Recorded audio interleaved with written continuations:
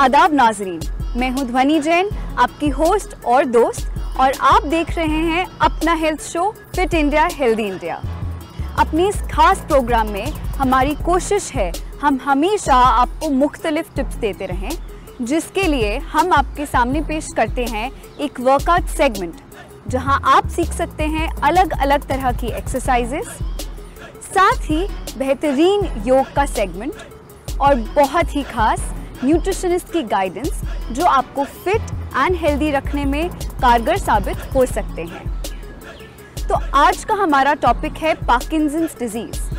Parkinson's disease एक neurological condition है जिसमें हमारी बॉडी की मूवमेंट स्लो हो जाती है, हाथ कपकपाने लगते हैं, गिरने का खतरा बढ़ जाता है और कुछ लोगों में बोलने की भी दिक्कत देखी गई है। लेकिन अगर हम अपनी लाइफस्टाइल को एक हेल्दी बनाएं, डाइट और एक्सरसाइज करें, तो हम इस कंडीशन को बेटर तरीके से मैनेज कर सकते हैं। तो आइए शुरू करते हैं हम अपना पहला सेगमेंट, जो कि है वर्कआउट सेगमेंट, जहां हमारे फिटनेस एक्सपर्ट आपको दिखाएंगे कुछ इजी सिंपल एक्सरसाइजेस जो आपको फिट रखेंगी और इस कंडीशन में बेहतर तरीके से आपको मैनेज करने की इंफॉर्मेशन देंगी। तो चलिए देखते हैं। नमस्कार दोस्तों, स्वागत है आप सभी का एक बार पुनः। गर्मियों का मौसम शुरू हो गया है और आप चाहते हैं कि आप भी स्वस्थ और हेल्दी रहें और आलस को खत्म करें, तो हमारे इस फिट इंडिया हेल्दी इंडिया के प्रोग्राम से जुड़ जाएं और जो एक्टिविटी हम बताते हैं उसका प्रैक्टिस अपने घर में करना शुरू कर दें। सबसे पहले तो हंसते रहे और मुस्कुराते रहे कि मुस्कुराहट आपकी उदासी को समाप्त करे। और अपने बॉडी को एक्टिव करने के लिए जब आप खड़े हैं अपने स्थान पे, तो सिंपल सुबह सुबह पैर को और कंधों को दोनों को मूवमेंट दें और धीरे धीरे प्रयास करें कि खूब आपकी बॉडी एक्टिव हो जाए और पूरा शरीर चलने लग जाए। बट आप एक स्थान पे ही है, आपको कहीं बाहर जाने की आवश्यकता नहीं है, घर में ही रहकर आप अपने आप को एक्टिव कर सकते हैं। और फिर धीरे धीरे हल्की जॉगिंग की स्थिति में आ जाएं और अपने जो गति है उसे धीरे धीरे बढ़ाएं, अपने ब्लड प्रेशर और अपनी श्वासों के कंट्रोल को ध्यान में रखते हुए। ऐसा नहीं कि आपका श्वास पूरा चढ़ने लग जा रहा है या आप पसीने पसीने हो जा रहे हैं, और आवश्यकता नहीं है कि बिल्कुल एसी के सामने आप इस वर्कआउट को करें। खुली हरा खिड़कियों को खोले, दरवाजों को खोले और एक्टिविटी को बढ़ाएं धीरे धीरे स्लो पोजीशन में, एकदम आराम से रिलैक्स मोशन में, और मुस्कुराते रहेंगे, एक्टिविटी को बढ़ाते रहेंगे। फिर धीरे धीरे इस प्रकार से आप बढ़ा सकते हैं। इसमें बच्चों और सभी दोस्तों आप ध्यान दें कि जब हम पैर रख रहे हैं तो एरियो को नहीं पटकना है। पोजीशन जो है वो पैर के पंजे पे होगा। ये शूज पहने हैं तो बहुत अच्छा, आप योगा मैट से नीचे शूज पहन कर रह सकते हैं, और ये स्पोर्ट्स शूज या रनिंग शूज का इस्तेमाल करें। फिर धीरे धीरे नीज को अप एक इस लेवल पे लाके घुटने को टच, पहले नॉर्मल देख लीजिए, और जब नॉर्मल होने लग जाए फिर आप अपनी स्पीड को बढ़ा सकते हैं। अब जो दूसरा एक्टिविटी है वो सिंपल पैरों को खोल लिए, हाथों को भी खोले, सिंपल नॉर्मल आराम से हंसते मुस्कुराते हुए 8 से 10 बार इस सेट को करें।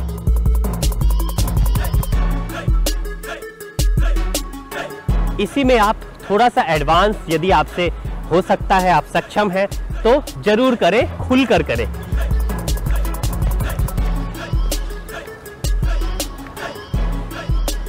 अब आप अपने आप को एक्टिव कर लिए। अब दूसरे स्थिति के बाद तीसरा जो है वो चालन क्रिया, simple left hand right leg, right hand left leg. अब इसमें आपको क्या करना है, बाजू जो है ये यहीं तक नहीं लाना है, इससे कोशिश करें कान के पीछे तक जाए और श्वासों को भर रहे हैं। मतलब कि आपका जब लंग्स चेस्ट एक्सपैंड हो रहा है तो श्वास वायु आपके भीतर जा रही है। वायु जो जा रही है यही आपके भीतर एनर्जी है, शक्ति है, सारा उत्साह है। तो खूब अच्छे से हाथों को किए, उसके बाद पैरों के मूवमेंट को भी साथ में चलाएंगे। अब हाथों के साथ पैरों के मूवमेंट को भी।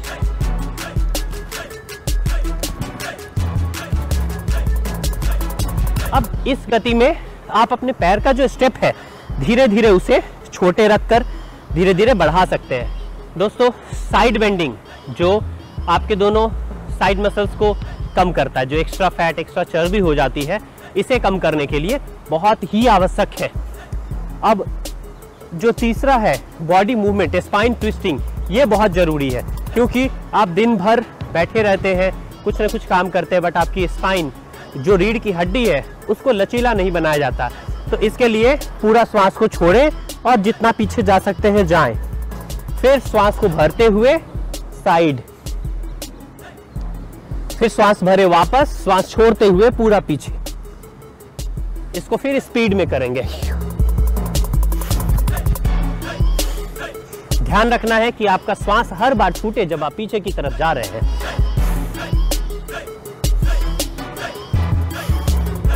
इस मूवमेंट से क्या होगा कि आपकी एक्टिविटी के साथ जो मसल्स हैं, जो साइड्स हैं, जो रीढ़ की हड्डी है, वो पूरी ट्विस्ट कर रही है और कहीं ना कहीं एक्टिवेट हो जा रहे हैं आप।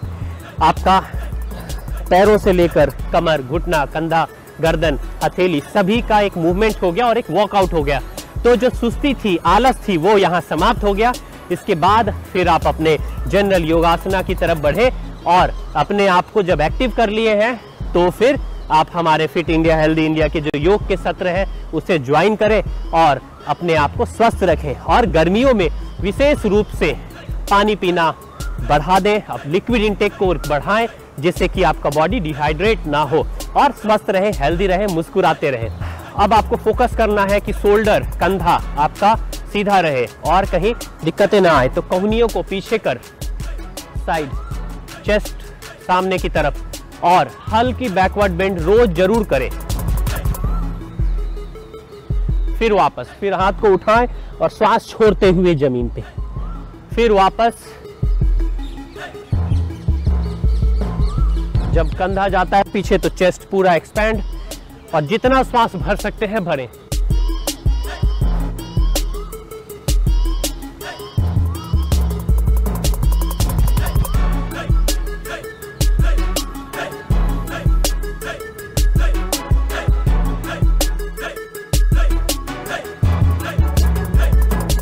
तो ये था वर्कआउट कि आप अपने आप को एक्टिव करें। अब क्या है कि दिन भर में हो सकता है आपको कभी गर्मी लगने लग जाए, प्यास, गला सूख रहा हो, तो आप ब्रीदिंग टेक्निक माउथ के थ्रू कर सकते हैं जिससे कि आपका गला तुरंत बहुत ही कम समय में शीतलता को प्राप्त हो जाएगी। जीभ को निकालते हैं और मुंह से ही श्वास को भरते और छोड़ते हैं और प्रयास करें कि राइट नॉस्ट्रिल, दाएं नासिका को बंद करके लेफ्ट से छोड़ें जिससे कि ठंडक, शीतलता आए। फिर से जीवा को निकाले और श्वास पूरा मुंह से भरे। कंठ धीरे धीरे, जब आप इसे 10 से 12 बार करेंगे, 15 बार करेंगे तो आप देखेंगे कि रेगिस्तान के गर्मी में भी आपका कंठ जो है वो सूखना और ठंडक होना शुरू हो जाएगा। जो वायु है, उस वायु से जो हवा है वो हवा आपके भीतर प्रवेश होगी और आपको कहीं ना कहीं ठंडक और शीतलता प्रदान करेगी गर्मी के मौसम में भी। इस ब्रीदिंग टेक्निक से आपको बहुत ही शीतलता और ठंडक मिलेगी और आपको आराम मिलेगा, गर्मी से राहत मिलेगी। ये सारे प्रैक्टिसेस आप किसी न किसी योग शिक्षक या किसी पर्सनल या फिटनेस ट्रेनर के मार्गदर्शन में ही अभ्यास करें। मिलते हैं किसी अगले प्रोग्राम में। अपना खुद विशेष ध्यान रखें और अच्छा खाएं, अच्छा पिए।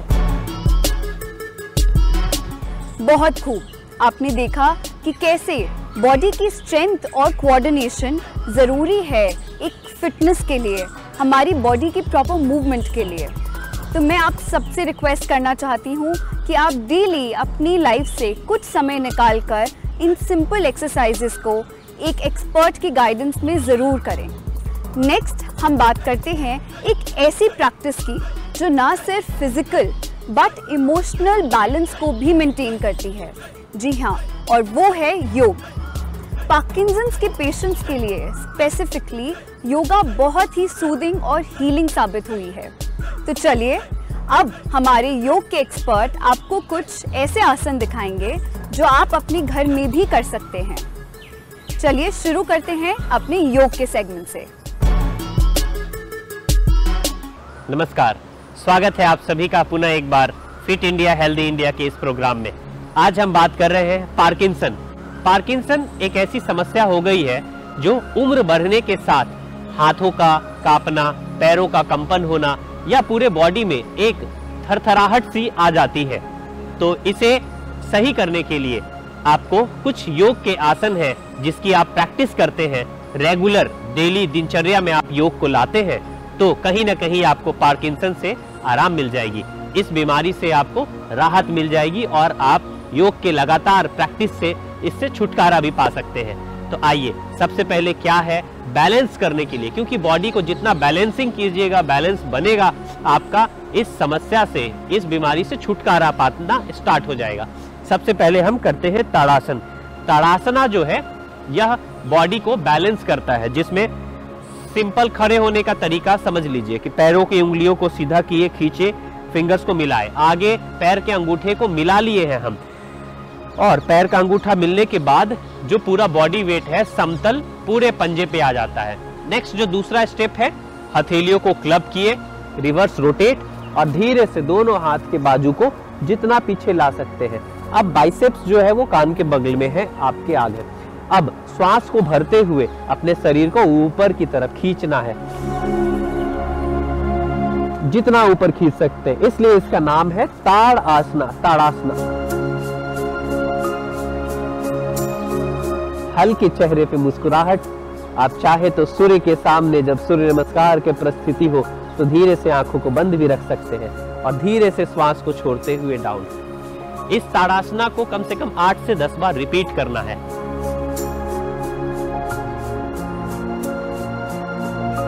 अब ताड़ासना के बाद जो दूसरा आसन है वह है तिर्यक ताड़ासन। इसमें दोनों पैरों के बीच में कंधे जितना गैप, 1.5 से 2 फीट का गैप रख सकते हैं, और पैरों को खोलने के बाद शोल्डर जो है पूरा ऊपर स्ट्रेच। श्वास छोड़ते हुए आप बाईं ओर जाएं, होल्ड करें, फिर श्वास भरते हुए वापस, फिर श्वासों को छोड़ते हुए दाहिने ओर, फिर श्वास भरते हुए वापस। तो अब इसमें आपको होल्ड कर करके दाईं ओर और बाईं ओर जाना है।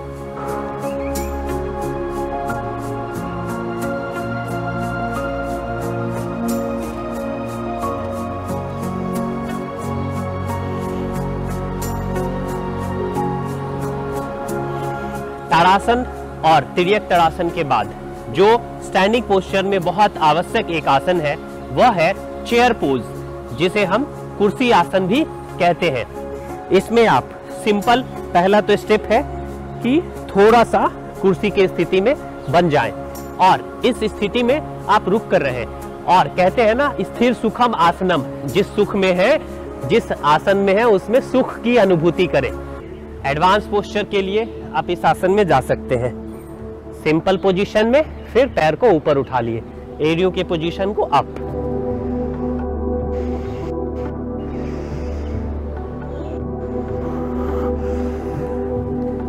इस आसन के बाद जब आप स्थिर हो जाते हैं और आसन के प्रैक्टिस के बाद जब आप बैठते हैं तो फिर प्राणायाम का प्रैक्टिस बहुत ही आवश्यक है पार्किंसन में आपको एक राहत और आराम देने के लिए। यदि आप प्राणायाम करते हैं तो आपके श्वासों का जो तालमेल है वह एक बैलेंस होता है। आपका श्वास बैलेंस हो जाने के बाद आपकी जो कंपन है, शरीर में वाइब्रेशन है, उसको आराम देती है। तो कहीं ना कहीं अनुलोम विलोम प्राणायाम, भ्रामरी प्राणायाम, ये 2 ऐसे प्राणायाम हैं जो आपको बहुत आराम इस बीमारी से निजात पाने के लिए। आइए अब हम करते हैं सबसे पहले अनुलोम विलोम प्राणायाम की प्रैक्टिस। सिंपल सुखद स्थिति में बैठ जाते हैं, अपने अंगूठे से दाएं नासिका को बंद करते हैं और बाएं नासिका से श्वास को छोड़ना शुरू करते हैं, और श्वास धीरे धीरे जितना लंबा गहरा भर सकते हैं भरे। यही वायु जब आपके भीतर रहता है तो उस वायु से ऑक्सीजन जो है वो ब्लड में मिलना शुरू हो जाता है। अनुलोम विलोम प्राणायाम की आप प्रैक्टिस 5 मिनट, 10 मिनट, 15 मिनट तक तो करें ही, और धीरे धीरे इसकी प्रैक्टिस को बढ़ाएं। जैसे जैसे आपका अभ्यास बढ़ता जाएगा आप इस प्राणायाम में और भी उत्तम और उत्कृष्ट होते चले जाएंगे। तो अनुलोम विलोम प्राणायाम आपके श्वासों को साधता है और आपके जो कंपन है, वाइब्रेशंस है, उसको ठीक होने में ये बहुत सहयोगी है। चलिए अब हम करते हैं दूसरा प्राणायाम जो है भ्रामरी प्राणायाम। भ्रामरी प्राणायाम आप 2 प्रकार से कर सकते हैं। एक तो सिंपल अपने थंब से अपने दोनों कान को बंद किए और हमिंग साउंड, जो भौरे की तरह आवाज निकलती है, या फिर जो ओम में हम की ध्वनि है, इसे आप हमिंग कर सकते हैं। या सिंपल ओम का जप भ्रमण के साथ कर सकते हैं।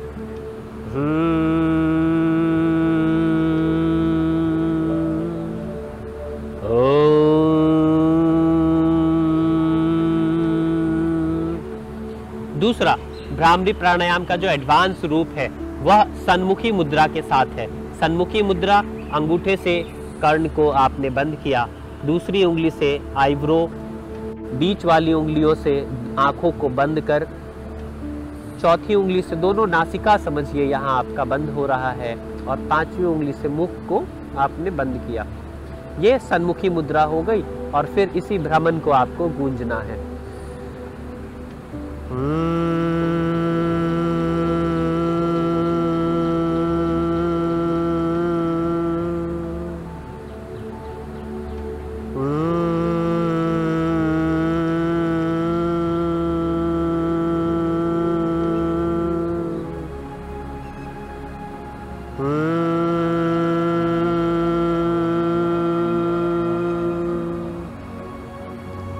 तो ये भ्रामरी प्राणायाम में इतना भ्रमण, इतना गुंजन और वाइब्रेशंस आपको लेनी है कि आप इस वाइब्रेशन से जो हाथ की कंपन, पैरों की कंपन की जो वाइब्रेशंस की समस्या आपको आ रही है, कहीं ना कहीं उस समस्या से निजात पाने के लिए, छुटकारा पाने के लिए आपको अपने प्राणायाम के प्रैक्टिस को बढ़ाना होगा।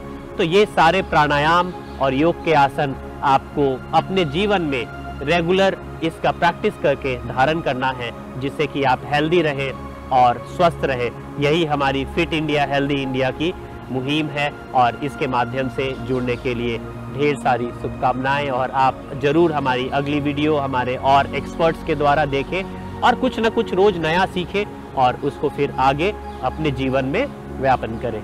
मिलते हैं अगले वीडियो में। नमस्कार, हरिओम। बहुत सुंदर, कितने सिंपल आसन है और कैसे हम इनको अगर डेली प्रैक्टिस में लाएं तो हमें कितना बेनिफिट हो सकता है, ये तो आपने समझ ही लिया होगा। तो दोस्तों, मेरी दरख्वास्त है आप सबसे कि अपनी बिजी रूटीन में से कुछ वक्त निकालकर इन्हें डेली प्रैक्टिस करें। तो अब हम आगे बढ़ते हैं अपने डाइट के सेगमेंट में। डाइट हमारी डेली रूटीन का एक बहुत मेजर हिस्सा है। वो हमें एनर्जी देता है अपने सारे दिन भर के कार्य करने में। तो चलिए चलते हैं अपनी डाइट के सेगमेंट में, जहां आप सीखेंगे पार्किंसंस के पेशेंट्स को किस तरह की डाइट लेनी चाहिए। आज हम बात कर रहे हैं पार्किंसंस डिजीज़ के बारे में। पार्किंसंस डिजीज़ एक न्यूरोलॉजिकल कंडीशन है जो धीरे धीरे बढ़ती है और इसके सिम्टम्स भी हर स्टेज के हिसाब से बदलते हैं। पार्किंसंस डिजीज़ एक न्यूरोलॉजिकल कंडीशन है, ये धीरे धीरे बढ़ती है। हर स्टेज ऑफ पार्किंसंस में सिम्टम्स भी बदलते हैं। तो आइए सबसे पहले जानते हैं कि पार्किंसंस होता क्यों है। इसके कुछ नोन कॉजेज़ हैं। सबसे पहला, एज। जैसे जैसे एक इंसान की उम्र बढ़ती है वैसे वैसे पार्किंसंस डिजीज़ का खतरा भी बढ़ता है। दूसरा, जेनेटिक्स, यानी कि किसी की फैमिली में अगर पार्किंसंस रन करता है तो उस इंसान को, उस फैमिली को पार्किंसंस डिजीज़ का खतरा बढ़ता है। इन्वायरमेंटल फैक्टर्स, यानी कि प्रदूषण या किसी भी तरह का केमिकल का एक्सपोजर जो एक डे टू डे रूटीन में आपको रहता हो, उससे भी पार्किंसंस डिजीज़ का खतरा बढ़ता है। तो आइए जानते हैं कि पार्किंसंस के क्या सिम्टम्स हैं। हम कैसे पहचान सकते हैं एक सही वक्त रहते कि किसको पार्किंसंस है। सबसे पहला, बॉडी की मूवमेंट का स्लो हो जाना, बॉडी का बैलेंस बिगड़ना और जिससे किसी का गिरने का भी रिस्क बढ़ जाता है। ट्रेमर्स होना, यानी कि बॉडी में कपकपी होना, स्पेशली हाथों में। मूड स्विंग्स होना, डिप्रेशन, एंजाइटी, याददाश्त का खोना, ये सब भी कुछ ऐसे सिम्टम्स हैं जिससे हम पहचान सकते हैं कि किसी को पार्किंसंस डिजीज़ है। पार्किंसंस का कोई परमानेंट क्योर नहीं है, पर डाइट और न्यूट्रिशन और कुछ इजी सिंपल लाइफस्टाइल चेंजेस से हम अपनी क्वालिटी ऑफ लाइफ को इम्प्रूव कर सकते हैं। तो सबसे पहले हम बात करते हैं एक एंटीऑक्सीडेंट रिच डाइट। अब एंटीऑक्सीडेंट्स हमारे फल, सब्जियों और कुछ ऐसे खाने की चीज़ों में मिलते हैं जो हम रेगुलर बेसिस पे अगर खाएं तो हमारे बॉडी का टॉक्सिक लोड कम होता है और ब्रेन के सेल रीजेनरेट होते हैं। अब एंटीऑक्सीडेंट्स फूड होते हैं जैसे आंवला, नींबू, स्ट्रॉबेरीज, आजकल जैसे मिलता है शहतूत, स्पिनच, ब्रोकली, ये सब एंटीऑक्सीडेंट्स में बहुत रिच होते हैं। दूसरा हम बात करते हैं एक प्रोटीन रिच डाइट की। प्रोटीन ना सिर्फ हमारी बॉडी की रिपेयर और मेंटेनेंस के लिए ज़रूरी है, बल्कि हमारी बॉडी में डोपामीन की प्रोडक्शन के लिए भी उतना ही ज़रूरी है। अब आप पूछेंगे कि डोपामीन की प्रोडक्शन इतनी ज़रूरी क्यों है?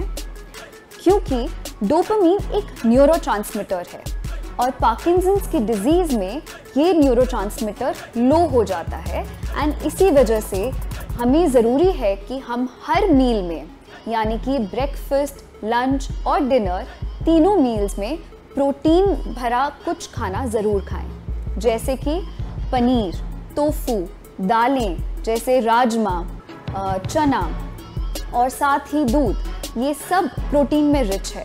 तो आपको कोशिश करनी है कि आप अपने दिन भर में प्रोटीन रिच खाना ज़रूर खाएं। तीसरा हम बात करेंगे ओमेगा 3 फैटी एसिड्स की। अभी थोड़ा फैंसी लगता है सुनने में, बट ये हमारे नट्स और सीड्स जैसे कि अखरोट, बादाम, तिल, इन सब में पाया जाता है। ये हमारे ब्रेन के फंक्शनिंग के लिए ज़रूरी है और साथ ही साथ बॉडी की इन्फ्लेमेशन को भी कम करता है। नेक्स्ट हम बात करेंगे फाइबर की। फाइबर जो मिलता है हमें बहुत से फल और सब्जियों में और साथ ही मिलेट्स में। तो इनका सेवन करने से ना सिर्फ हमारा डाइजेशन इम्प्रूव होगा, बल्कि जो पार्किंसंस के पेशेंट को कॉन्स्टिपेशन की शिकायत रहती है उसमें भी इम्प्रूवमेंट मिलेगी। याद रखें कि डिहाइड्रेशन ना होने दें, यानी कि बॉडी में पानी की कमी। पार्किंसंस के पेशेंट्स को दिन में एटलीस्ट 1.5 से 2 लीटर पानी पीना ज़रूरी है। नेक्स्ट अब हम बात करेंगे रेगुलर एक्सरसाइज, जैसे कि योग, ब्रिस्क वॉकिंग और साथ ही पिलाटीज और मसल ट्रेनिंग एक्सरसाइजेस की। ये सब हमारी बॉडी की सर्कुलेशन के लिए ज़रूरी है और साथ ही साथ ब्रेन की फंक्शनिंग के लिए भी उतना ही ज़रूरी है। मेडिटेशन, डीप ब्रीदिंग करने से हमारा ब्रेन सेल्स रीजेनरेट होते हैं, हमारे ब्रेन को एक रिलैक्सेशन मिलती है, गुड वाइब्रेशंस पहुंचती हैं, इससे हमारा स्ट्रेस कम होता है, एंजाइटी और डिप्रेशन में भी इम्प्रूवमेंट होती है। तो ध्यान दें, एटलीस्ट आप दिन में 10 मिनट ज़रूर डेडिकेटेडली मेडिटेशन और डीप ब्रीदिंग करें। लास्ट में एक चीज़ और कहना चाहूँगी जिसको हम सब बहुत ईजिली ले लेते हैं और बिल्कुल ध्यान नहीं देते हैं, वो है स्लीप। स्लीप हमारे डे का एक बहुत इम्पॉर्टेंट पार्ट है। 7 to 8 आवर्स यानी कि 7 से 8 घंटे की नींद लेना बहुत ही महत्वपूर्ण है। इससे हमारे ब्रेन को रेस्ट मिलता है, वो रीजेनरेट करता है नेक्स्ट डे के लिए और हमें एक फ्रेश स्टार्ट देता है नेक्स्ट डे के लिए।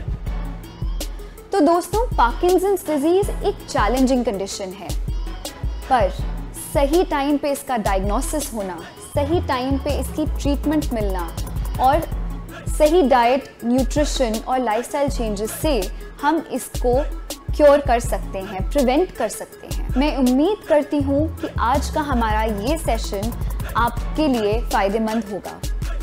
जो मैंने आपसे टिप्स शेयर करी हैं उसको ज़रूर अपनी डेली रूटीन में इंक्लूड करें। हम जल्द ही मिलेंगे एक नए एपिसोड में एक नए टॉपिक के साथ। तब तक के लिए आप खुश रहें, मुस्कुराते रहें और यूं ही हमारे साथ बने रहें। Thank you.